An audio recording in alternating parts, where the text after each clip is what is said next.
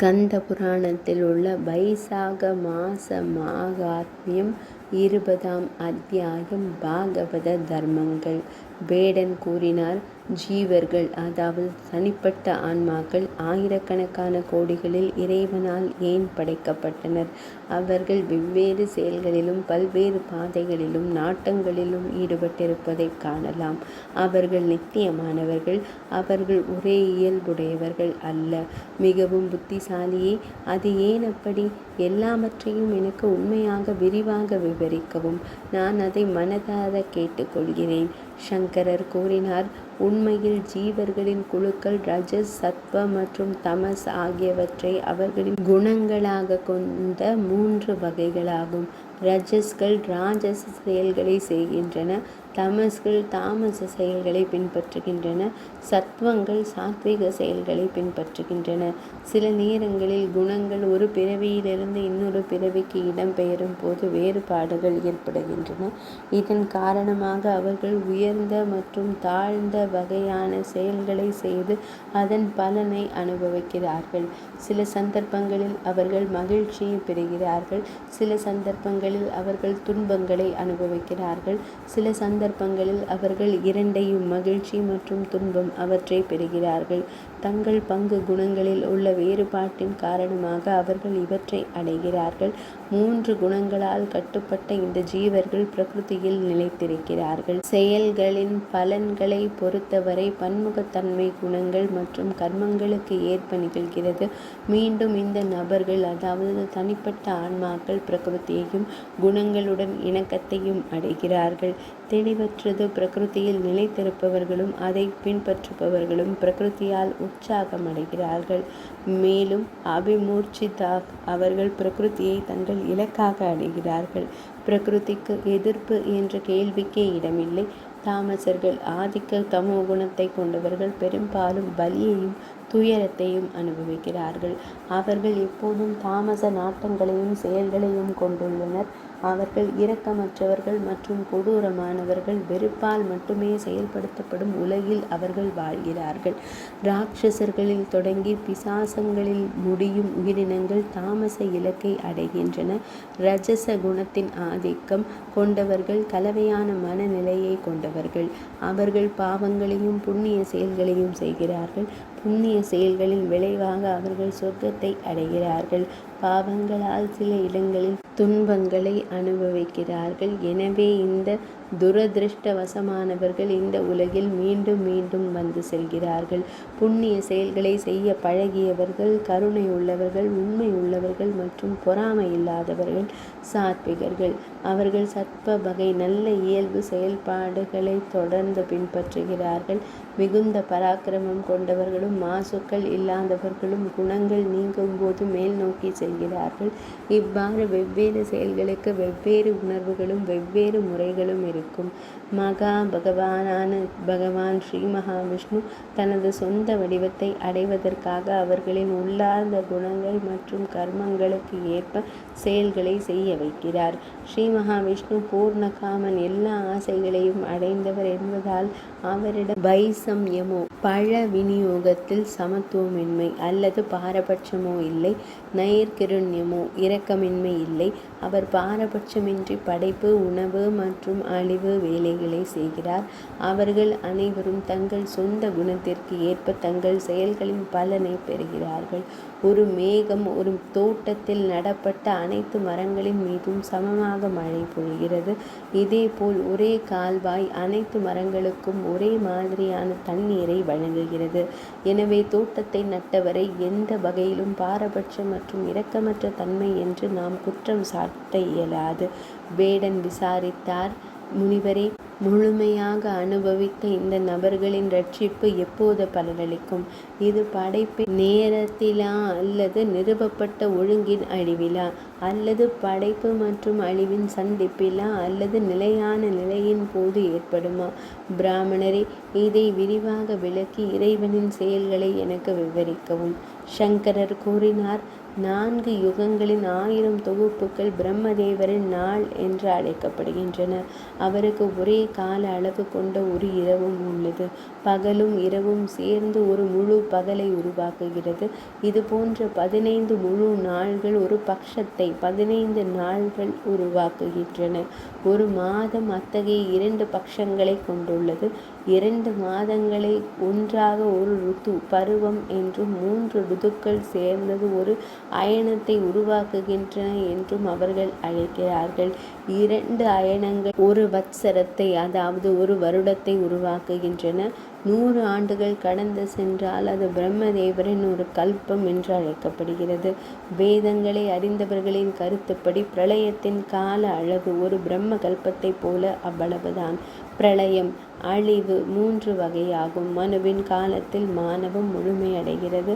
தைனாந்தின தினசரி அதாவது பிரம்மதேவரின் ஒரு நாளின் இறுதியில் திகழ்கிறது. பிரம்மதேவர் மறையும் போது நிகழும் பிரம்ம பிரளயம் மனுவின் பிரளயம் பிரம்மதேவரின் ஒரு முகூர்த்தத்தின் முடிவில் நடப்பதாக அறியப்படுகிறது. இது போன்ற 14 பிரளயங்கள் சரியான வரிசையில் நடக்கும் போது அதை நைனாந்தின லயம் என்று அழைக்கிறார்கள். இப்போது பிரளயத்தின் போது நிலைமையை நான் விவரிக்கிறேன். ஒரு மன்வந்திரத்திற்கு பிறகு 3 உலகங்கள் மட்டுமே அழிக்கப்படுகின்றன. மற்ற உலகங்கள் அழிக்கப்படுவதில்லை. உணர்வுள்ள உயிரினங்கள் மட்டுமே அழிந்து போகின்றன. அந்த இடம் தண்ணீரால் நிரப்பப்படும். ஒரு மன்வந்திரம் முடிந்து மற்றொரு மன்வந்திரம் தொடங்கும் போது உணர்வுள்ள உயிரினங்கள் மீண்டும் பிறக்கும். வேட்டைக்காரனே, நைனாந்தின லயத்தின் போது அனைத்தும் அழிந்து போகின்றன. 4 முகங்களை கொண்ட இறைவன் உறக்கம் கொள்ளும் போது சத்திய லோகத்தை தவிர அனைத்து உலகங்களும் அவற்றின் தலைமை தெய்வங்களுடன் அழிந்து போகின்றன. உணர்வுள்ள உயிரினங்கள் பூதங்களுடன் சேர்ந்து கரைவதை எதிர்கொள்கின்றன. அனைத்து உயிரற்ற உயிரினங்களும் அழிந்து போகின்றன. பூதங்களின் தலைமை தெய்வங்களும் சில முனிவர்களும் விடுபட்டுள்ளனர். சத்திய லோகத்தில் நிலை பெற்ற அனைவரும் உறங்கிக் கொண்டிருக்கிறார்கள். கல்பத்தின் இறுதி வரை அவர்கள் தொடர்ந்து உறக்கம் கொண்டிருக்கிறார்கள். அவர்கள் புலன்களின் வெளிர் நிலத்திற்கு அப்பாற்பட்டவர்கள். மீண்டும் இரவின் முடிவில் பிரம்மதேவர் அனைத்தையும் முன்பு போலவே படைக்கிறார். அவர் முனிவர்கள், தேவர்கள், பித்ருக்கள், உலகங்கள், தர்மங்கள் மற்றும் பல்வேறு சாதிகளை தனித்தனியாக படைக்கிறார். மீண்டும் சக்கரம் ஏந்திய ஸ்ரீ மகாவிஷ்ணுவின் 10 அவதாரங்கள் நிகழ்கின்றன. இவை அனைத்தும் மாறாமல் படைக்கப்படுகின்றன. தேவர்கள் மற்றும் முனிவர்கள் சரஸ்வதி தேவியின் பிரம்மதேவர் ஆகிய இறைவனின் கல்பத்தின் இறுதி வரை வாழ்கிறார்கள். அவர்கள் மீண்டும் பிறந்து பிரம்மதேவரோடு இணைந்து முக்தியை அடைகிறார்கள். பக்திமான்களும் கௌரவமான அரசர்களும் சித்தி அடைந்தவர்களும் உச்ச நிலையை அடைந்தவர்களும் சத்திய லோகத்தில் நிலை பெற்றவர்களும் அவருடன் சேர்ந்து நடமாடுகிறார்கள். அந்த குழுவை சேர்ந்தவர்கள் மீண்டும் சென்று அந்தந்த பெயர்களுடன் வெவ்வேறு கோத்திரங்களில் பிறக்கிறார்கள். அவர்கள் ஸ்ருதிகளை பின்பற்றுகிறார்கள். அவர்கள் எப்போதும் தங்கள் வெவ்வேறு செயல்களில் ஈடுபட்டிருப்பார்கள்.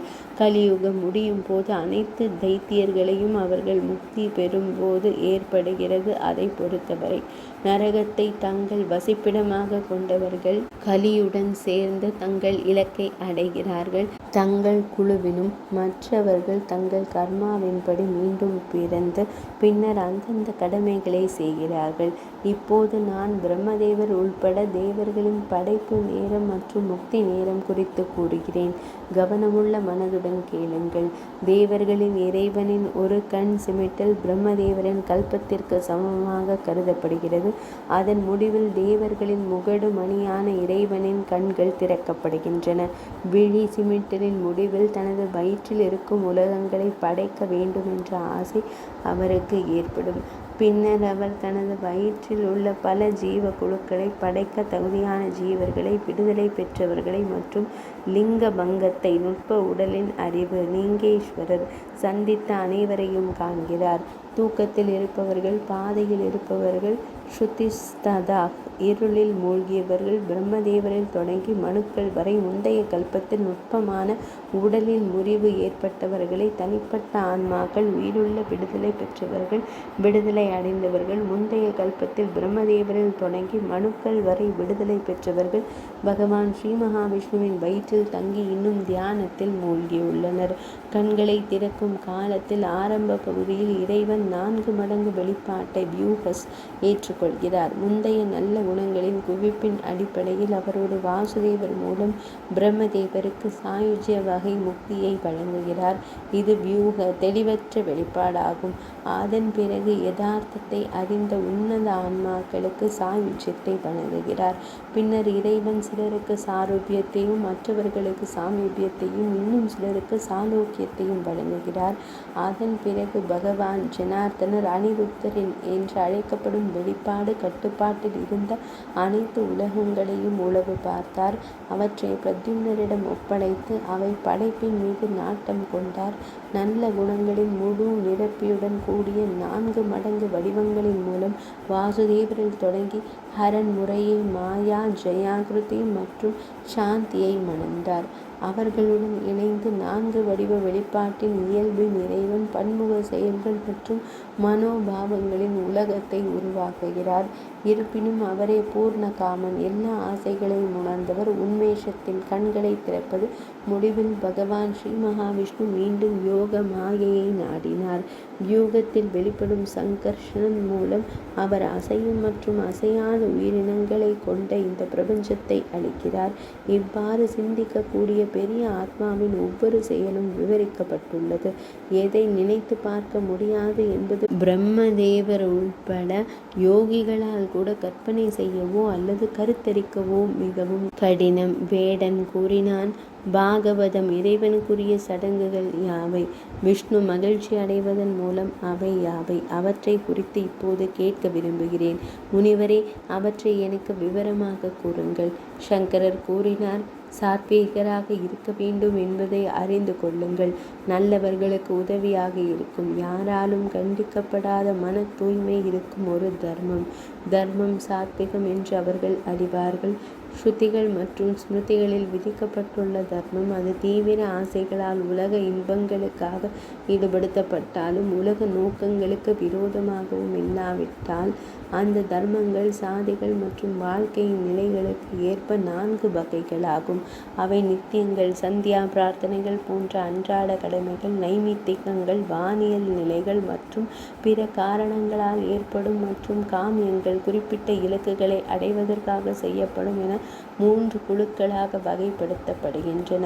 வெவ்வேறு சாதிகளின் அந்த வெவ்வேறு கடமைகள் அனைத்தும் பகவான் ஸ்ரீ மகாவிஷ்ணுவுக்கு அர்ப்பணிக்கப்படும் போது சாத்விக தர்மங்கள் என்று அறியப்பட வேண்டும். அவை மங்களகரமான பாகவத தர்மங்கள்.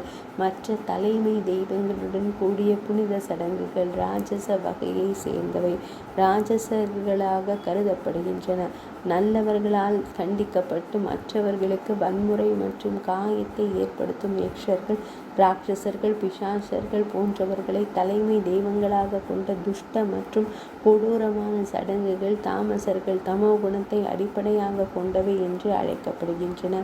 சத்வ குணத்தை கண்டிப்பாக கடைபிடித்து பகவான் ஸ்ரீ மகாவிஷ்ணுவிற்கு மகிழ்ச்சியை தரும் மங்களகரமான சாத்விக தர்மங்களை செய்து எந்த குறிப்பிட்ட விருப்பமும் இல்லாமல் அவற்றை தொடர்ந்து செய்பவர்கள் பாகவதர்கள் என்று அழைக்கப்படுகிறார்கள்.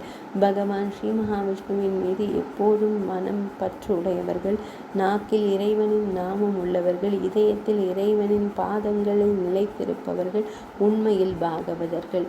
நல்ல நடத்தையில் ஈடுபடுபவர்கள் அனைவருக்கும் உதவி செய்வார்கள். மமதை உணர்வு, நான் என்ற உணர்வு, சுயநலம் இல்லாமல் எப்போதும் இருப்பவர்கள் பாகவதர்கள் என்று அழைக்கப்படுகிறார்கள். வேத நூல்கள் அவர்களின் ஆசான், பக்தியுள்ள மற்றும் மரியாதைக்குரிய ஆண்கள் மற்றும் நல்ல செயல்களில் முழு நம்பிக்கை கொண்டவர்கள் பகவான் ஸ்ரீ மகாவிஷ்ணுவிடம் எப்போதும் பக்தி கொண்டவர்கள் பாகவதர்கள் என்று அழைக்கப்படுகிறார்கள். பாகவதர்கள் மதிக்கும் தர்மங்கள் பகவான் ஸ்ரீ மகாவிஷ்ணுவிற்கு எப்போதும் பிரியமானவை மற்றும் ஸ்ருதிகள் மற்றும் ஸ்மிருதிகளில் விதிக்கப்பட்டுள்ள தர்மங்கள் நித்தியமானவை என்று கருதப்படுகின்றன. புலன் இன்பங்களால் கவரப்பட்டு எல்லா நாடுகளிலும் சுற்றி திரிந்து அனைத்து புனித சடங்குகளையும் செயல்படுத்துதல், அதனை பார்த்து அனைத்து தர்மங்களையும் கேட்பது ஒரு சிறந்த இளம்பெண்ணை போல எந்த நோக்கத்திற்கும் உதவாது. பக்தியுள்ள மரியாதைக்குரிய மனிதர்களை காண்பதன் மூலம் மட்டுமே நல்லவர்களின் மனம் சந்திரனின் சூரியனின் கதிர்களுடன் தொடர்பு கொள்ளும் சந்திர காந்த சிலை பலகை போல உருகத் தொடங்குகிறது. சில இடங்களில் சிறந்த வேத நூல்களை கேட்பதன் மூலம் காம இன்பங்களால் பாதிக்கப்படாத நல்ல மனிதர்களின் மனம் சூரியனின் கதிர்களுடன் தொடர்பு கொள்வதால் சூரியகாந்த சிலையைப் போல தூய்மையாகவும் ஒளி வீசுவதாகவும் இருக்கும். பகவான் ஸ்ரீ மகாவிஷ்ணுவால் எப்போதும் விருப்பப்பட்ட ஆசைகள் இல்லாத மக்களால் உண்மையாக கடைபிடிக்கப்படும் ஒரு தர்மம் பாகவத தர்மமாக கருதப்படுகிறது. அவர்களால் கடைபிடிக்கப்படும் பல புனித சடங்குகள் இம்மையிலும் மறுமையிலும் நன்மை பயக்கும். அவை பகவான் ஸ்ரீ மகாவிஷ்ணுவிற்கு மகிழ்ச்சியை தருகின்றன. அவை நுட்பமானவை மற்றும் அனைத்து துன்பங்களிலிருந்தும் விடுதலைக்கு உகந்தவை. தயிரிலிருந்து வெண்ணெய் என்ற சாற்றை எடுப்பது போல திருப்பார்கடலில் வசிக்கும் பகவானும் வைசாகர் தொடர்பான தர்மத்தை எடுத்து அனைவரின் நலனுக்காகவும் பகவான் ஸ்ரீராமருக்கு எடுத்துரைத்துள்ளார். பாவங்களை அழிக்கும் புனித சடங்குகள் பின்வருமாறு: சாலைகளில் குளிர்ந்த நிழலான இடங்களை அமைத்தல், குடிநீர் விநியோகிக்க இலவச நீர் சாவடிகளை வழங்குவதல், கை விசிறிகளால் விசிறி வைத்தல், பாத்திரங்கள் மற்றும் தளபாடங்கள் வழங்குதல், குடை மற்றும் காலணிகளை பரிசளித்தல், கற்பூரம் மற்றும் இனிப்பு வாசனை திரவியங்களை பரிசளித்தல், பணம் இருந்தால் தொட்டிகள், கிணறுகள் மற்றும் ஏரிகளை தோண்டுதல் மற்றும் பிற வசதிகள், மாலையில் இனிப்பு பானங்கள் பரிசளித்தல், மலர்கள் பரிசளித்தல், வெற்றிலை மற்றும் பால் பொருட்களை பரிசளித்தல் குறிப்பாக பாவங்களை அழிக்கும். பலியில் சோர்வடைந்தவருக்கு ஒரு சிட்டிகை உப்புடன் வெண்ணெய் பால் தானம் செய்தல், உடலில் எண்ணெய் தடவுதல், பிராமணர்களின் பாதங்களை சுத்தம் செய்தல், பாய் போர்வைகள் மற்றும் படுக்கைகளை பரிசளித்தல், பசுக்களை கொடுத்தல் மற்றும் தேனுடன் கலந்த எள் விதைகளை பரிசளித்தல் ஆகியவை பாவங்களை அழிக்கும். மாலையில் கரும்பு துண்டுகளை வழங்குதல், வெள்ளரிக்காய் மற்றும் மருந்துகளிலிருந்து இனிப்பு கலவையை பரிசளித்தல் மற்றும் திருமேனிகளுக்கு பிரசாதம் வழங்குதல் இவை மாதவ மாதத்திற்கு மிகவும் பிடித்தமான இந்த மாதத்திற்கான புனித செயல்கள்.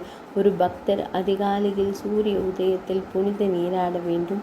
பிராமணர்கள் செய்யும் வேத மந்திரங்களின் உச்சரிப்பை கேட்க வேண்டும். பின்னர் அவர் தனது தினசரி கடமைகளை செய்து பின்னர் மதுசூதனரை வணங்க வேண்டும். வைசாக மாதத்துடன் தொடர்புடைய கதையை மிகுந்த கவனத்துடன் கேட்க வேண்டும். பக்தர் உடலில் எண்ணெய் தடவுவதை தவிர்க்க வேண்டும். மணி உலோக பாத்திரத்தில் உணவு உட்கொள்ளக்கூடாது. தடை செய்யப்பட்ட உணவை உண்ணலாகாது. வீண் பேச்சு மற்றும் வதந்திகளில் ஈடுபடலாகாது. அவர் சுரக்காய், பூண்டு, மஞ்சள், முள்ளங்கி, எள் விதை, ஈரட்டி அல்லது எள் பொடியால் செய்யப்பட்ட உணவுப் பொருட்கள், வேக வைத்த அரிசியை நொதித்த கூழ், சுட்ட அரிசி, கிருத கோதாசகி, உபோதகி, கலிங்கா, சிசுசாகா, டெரிகோஸ், பெர்மா பூச்செடி, டெலிச்சோஸ், லேப்லாப், குதிரைவாலி, மசூரா பருப்பு, கத்தரிக்காய் ஆகியவற்றை உட்கொள்வதை தவிர்க்க வேண்டும். ஏழை மக்கள் உணவருந்தும் தானியமான எள், ரவை ஆகியவற்றையும் தவிர்க்க வேண்டும். குங்குமப்பூ, முள்ளங்கி மற்றும் சில வகையான காய்களை தவிர்க்க வேண்டும். மாதவர் மிகவும் விரும்பும் இந்த மாதத்தில் ஒரு ஞானமுள்ள பக்தர் இவற்றை எல்லாம் தவிர்க்க வேண்டும். இவற்றில் ஏதேனும் ஒன்றை உட்கொள்வதன் மூலம் அவர் நிச்சயமாக ஒரு சண்டாளனாகவும் பின்னர் நூற்றுக்கணக்கான விலங்கு கருப்பைகளிலும் இனங்களிலும் பிறப்பார். அதில் எந்த ஐயமும் இல்லை. எனவே மதுவை கொன்றவரை சாந்தப்படுத்துவதற்கான பக்தர் மாதம் முழுவதும் விரதத்தை செய்ய வேண்டும். விரதம் முடிந்ததும் பக்தர் இறைவனின் உருவத்தை செய்ய வேண்டும். பகவான் மதுசூதனரின் உருவத்தை ஒரு பிராமணருக்கு ஆடைகள், பணப்பரிசுகள் போன்றவற்றுடன் முறையாக வழிபட்ட பிறகு கொடுக்க வேண்டும். வைசாக மாதத்தின் பிரகாசமான பாதியில் பக்தன் ஆர்வத்துடன் தயிர் கலந்த அன்னத்தை, தயிர் கலந்த வேக வைத்த அரிசி, தயிர் சாதம், தண்ணீர் நிறைந்த ஒரு பானை, பழங்கள், வெற்றிலை மற்றும் பண பரிசுகளுடன் நான் இதை தர்மராஜருக்கு கொடுக்கிறேன். யமன் இதில் மகிழ்ச்சி அடையட்டும் என்று கூறி கொடுக்க வேண்டும். பித்ருக்கள் மற்றும் பிடரிகளின் நாமத்தையும் கோத்திரத்தையும் உச்சரித்த பிறகு வலது தோளில் அணிந்திருக்கும் புனித நூலுடன் அதை கொடுக்க வேண்டும். இவ்வாறு பிடரிகளின் மகிழ்ச்சிக்காக பக்தர் தயிர் கலந்த அரிசியை கொடுக்க வேண்டும். ஆதி அதே போல அவர் குருக்களுக்கும் பின்னர் பகவான் ஸ்ரீ மகாவிஷ்ணுவிற்கும் கொடுக்க வேண்டும். பகவான் ஸ்ரீ மகாவிஷ்ணு, நான் தங்களுக்கு சிறந்த குளிர்ந்த நீரையும் தயிர் கலந்த அரிசியையும் தருகிறேன். இது ஒரு மணி உலோக பாத்திரத்தில் வைக்கப்பட்டுள்ளது. இது வெற்றிலை மற்றும் பணப்பரிசுகள், உட்கொள்ளக்கூடிய உணவுகள் மற்றும் பழங்களுடன் வழங்கப்படுகிறது. நான் பகவான் ஸ்ரீ மகாவிஷ்ணுவின் உலகத்திற்கு செல்ல விரும்புகிறேன். இதை அர்ப்பணித்த பின்னர் பெரிய குடும்பத்தை சேர்ந்த ஒருவருக்கு தனது சக்திக்கு ஏற்ப ஒரு பசுவை கொடுக்க வேண்டும். இந்த மாதாந்திர விரதத்தை ஒருவர் நேர்மையுடன் செய்தால் அவர் தனது அனைத்து பாவங்களிலிருந்தும் விடுபடுவார். அவர் தனது குடும்பத்தின் 100 தலைமுறைகளை மீட்டுக் கொள்வார். அனைத்து உயிரினங்களும் அவரை பார்த்து கொண்டே இருப்பதால் அவர் சூரியனின் கோலத்தை தாண்டி யோகிகளால் கூட அணுக இயலாத பகவான் ஸ்ரீ மகாவிஷ்ணுவின் உயர்ந்த வசிப்பிடத்திற்கு செல்வார். சிறந்த பிராமணர் பகவான் ஸ்ரீ மகாவிஷ்ணுவால் விவரிக்கப்பட்ட, வேட்டைக்காரனால் கேட்கப்பட்ட மற்றும் மிகவும் நல்லதாக கருதப்பட்ட வைசாகர் தொடர்பான புனித சடங்குகளை இவ்வாறு விளக்கிக் கொண்டிருந்த போது 5 பெரிய கிளைகளை கொண்ட ஒரு ஆலமரம் அவர்கள் அனைவரும் பார்த்து கொண்டிருக்கும் போதே கீழே விழுந்தது. அந்த மரத்திலிருந்து ஒரு குழியில் மறைந்திருந்த மிக நீண்ட கொடூரமான பாம்பு அதன் உடலையும் பாவ பிறப்பையும் ஒதுக்கி வைத்தது. அவர் பயபக்தியுடன் கரங்களை இணைத்து தலையை குனிந்து நின்றார். 20ஆம் அத்தியாயம் நிறைவடைந்தது.